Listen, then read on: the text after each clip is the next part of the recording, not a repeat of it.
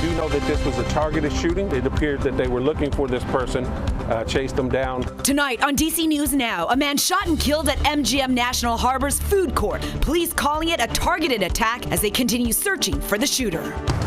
Tracking the cold and the breezy conditions out there for the day tomorrow. The latest details and look at the rest of that 7-day coming up. Disturbing and heartbreaking. A dog set on fire and killed in Maryland. Past horrible. And it's, like I say, dogs are man's best friend. The disbelief in the community. 300,000 gallons of water flooding an apartment building basement, causing concern and confusion. We just received a text that we'll have to vacate for 24 hours. It's not exactly clear to where. The problem starting at a nearby grocery store. A rubbish situation. Trash piling up in a Virginia neighborhood over a contract dispute with a garbage company. You're watching the station covering all of the DMV. This is DC News Now. The manhunt continues for the suspect wanted in a deadly shooting at MGM National Harbor. Thank you so much for joining us. For DC News Now at 9, I'm Susan Tran. And I'm Chris Flanagan. Police calling it a targeted attack that killed a man in the food court. Prince George's County police say the suspect shot the victim during the lunch hour, then took off. Moments later, dozens of officers swarming that scene. DC News Now's Randy Bass has been following this investigation. And joins us live outside the casino resort. So, Randy, have police shared any details about who they're looking for? Yes, police are still in the very early hours of this investigation, Chris and Susan. The victim in this case is still yet to be publicly identified. But here at MGM National Harbor, things are mostly business as usual. The hotel and the casino still open as that search for the shooter continues into the overnight hours. Officers say the victim, believed to be a man in his 20s, was in the food court of the MGM National Harbor Hotel and Casino around lunchtime Wednesday when a suspect came up, shot and killed him before leaving the scene in a car. As for the moments leading up to that shooting, Prince George's County Police Chief George Nader says officers believe the suspect was in the parking lot for a few minutes before heading inside. There was no exchange. The victim was ordering food. The suspect appeared and immediately began shooting at the victim. Some local schools briefly put on lockdown as police secured the scene, later determined there was no active threat to the community. Officers say most of what happened before, during, and after the shooting was caught on security and surveillance footage. The chief says that footage could be evidence in the investigation. The cameras are absolutely helpful, so any business or community, when they have a crime on camera, it not only helps us expedite the investigation, but it also helps us in the prosecution of the case and holding people accountable. And Police Chief Nader stressing to people at this press conference today that National Harbor is still a safe place to come and visit, saying that violent crime in this area is down about 32% overall, and that this was a targeted, not a random shooting that could have happened anywhere at any time. We reached out to MGM National Harbor for comment tonight. We have not yet heard back. In Oxon Hill, I'm Randy Bass, DC News Now. Randy, thank you so much for that update. Let's take a live look now.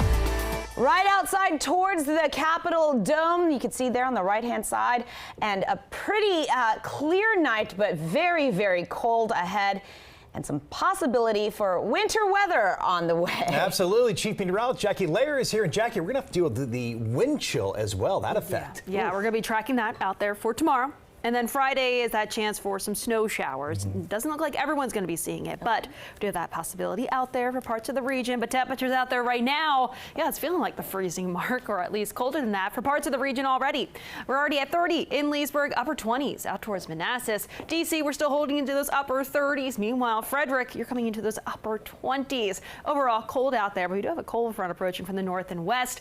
And we're going to be seeing much colder air, especially as we look ahead towards later on tomorrow night into your Friday morning commute. So that is with that cold front that will be swinging in, but also could produce some snow showers back out towards westernmost parts of, I would say, Garrett County with that cold front sliding through. But it will be ushering in that colder air overnight, 20s to about 30 degrees. What we start off with early tomorrow morning. There's that cold front swinging through. And then for the day tomorrow, winds picking up out of the north and west.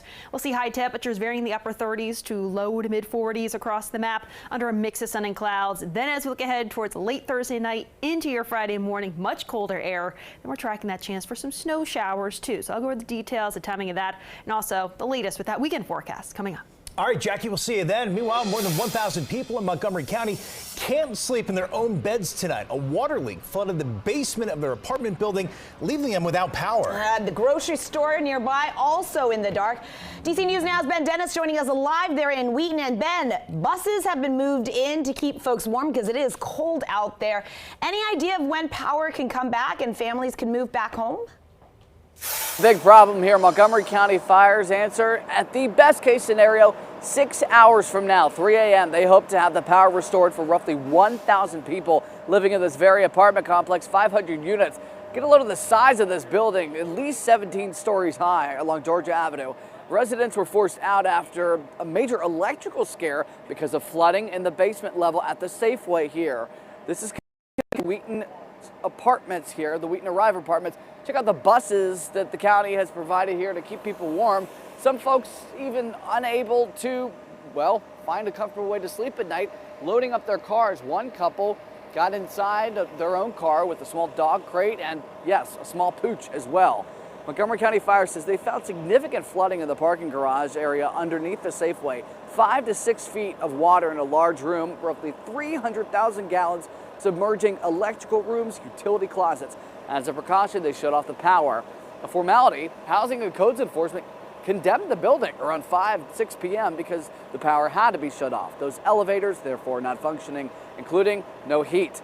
Take a listen to how folks living here are taking to the issue. Not good, man. It sucks, honestly. We have an apartment group chat with a bunch of residents. I think my feelings are broadly representative, but I know it's hitting a lot of people hard. And around 7 o'clock tonight, Montgomery County Fire said that they were continuing to pump all that water out of the basement level underneath the Safeway in the parking garage area. Again, best case scenario, 3 a.m. the lights are going to flicker back on. What caused all this is still unknown and exactly where it came from. However, they said that the water is clear, suggesting it was not sewage. In Wheaton, Ben Dennis, back to you. All right, Ben, hopefully families can get home soon. Now to this horrific case of animal cruelty in Maryland. Prince George's County police are looking for a man accused of setting a dog on fire. It led to a brush fire and ended up killing that dog. DC News Now's Yamari Sase has more from the community, including a pet advocacy group, on how we should talk about these really concerning details. Disturbing. That's the word many neighbors are using to describe what happened here. A dog was set on fire and that fire quickly spread to a nearby bush. And now the Pet Unity Project is urging anyone who may have a hard time caring for their animals to seek help. I can't find it in my heart to see that someone set a dog on fire like that. Neighbors and dog advocates say they were shocked by the news of what happened near Cross Street and Pumphrey Road on Monday. That's obviously very disturbing and heartbreaking. The dog deserves better and the community deserves better. Prince George's County fire officials say they received 2 911 calls Monday afternoon reporting a brush fire. The witnesses, they saw a male throw gasoline on the dog, set it on fire. Firefighters extinguished the flames, but the dog did not survive. The investigation is still active. That's unreal. If he didn't want the dog, they should just let him go. Maya Feline with the Pet Unity Project says what happened is a sign of something much deeper. This is pretty extreme violence, and it often indicates some deeper struggles. Incidents like this, where there's extreme violence against animals, is often indicative of potential violence against other humans. So we just hope everyone in this situation is safe. Feline says community members should speak up if they see anything concerning, and she wants pet owners to know help is available. There are programs like Pet Unity Project, there are local rescues, there are shelters and support programs that can step in before things become unsafe. Now, this is an ongoing investigation, so if anyone has any information, you are encouraged to contact Prince George's County Police or the Fire Department. Reporting in Forestville, I'm Yamari Sase, DC News Now. Well, developing now at 9, it has now been 1 week since 2 National Guardsmen from West Virginia were shot just blocks from the White House. Investigators say they were both shot in the head. Specialist Sarah Beckstrom died, and Staff Sergeant Andrew Wolf is critically injured. West Virginia's governor saying Monday Wolf is making positive improvement. He says he wiggled his toes and gave a thumbs up when a nurse asked if he could hear. That accused gunman, Afghan national, was also shot. He appeared in court from his hospital bed on Tuesday. He is charged with first-degree murder and is pleading not guilty to all charges. 29-year-old is being held without bond. Now, following the attack on those two soldiers, Trump administration coming out with more sweeping immigration changes. They're now pausing all green card applications from 19 countries. They're also putting a hold on a range of immigration-related decisions, including the citizenship process for people already here. Those 19 countries are in the Middle East and Africa. They're a part of the president's travel ban he announced back in June that he says were due to national security concerns. A federal judge blocks widespread immigration arrests in D.C. without a warrant. The 88-page ruling says the law only allows officers to make an arrest without a warrant when ICE agents have both probable cause to show the person is here without proper documents and the likelihood to escape. The Trump administration first sent ICE officials to the district in August, and during that month, immigration arrests accounted for 40% of all the arrests. A teen curfew in D.C. will continue through April. County members voting to extend the guidelines, giving the police chief the ability to restrict kids from gathering in large groups in certain neighborhoods after 8 p.m. And they also added the daily curfew for kids from 11 at night until 6 in the morning.